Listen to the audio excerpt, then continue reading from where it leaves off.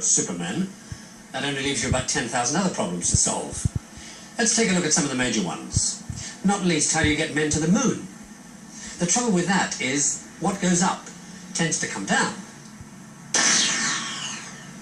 Now, at the time, they were doing a bigger version of that with intercontinental ballistic missiles, which is why they thought they could go to the moon at all. All they had to do was to stop the rocket falling back to Earth. And that's where the idea of an orbit comes in. If you fire with sufficient power, the rocket will come down halfway across the world, but at an angle. Reach a speed of over 17,000 miles an hour, and the rocket will fall, but miss the Earth and go on missing it, like this.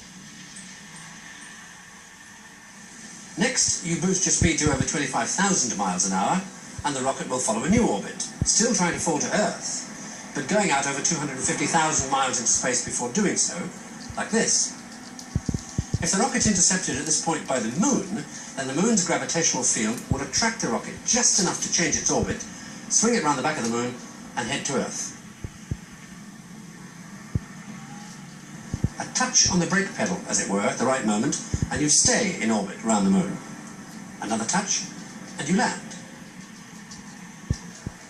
All you have to be able to do that is one of these, a Saturn V. And that is your next major problem. How do you build one of these monsters safe enough and accurate enough to risk putting men on top and shooting them at the moon?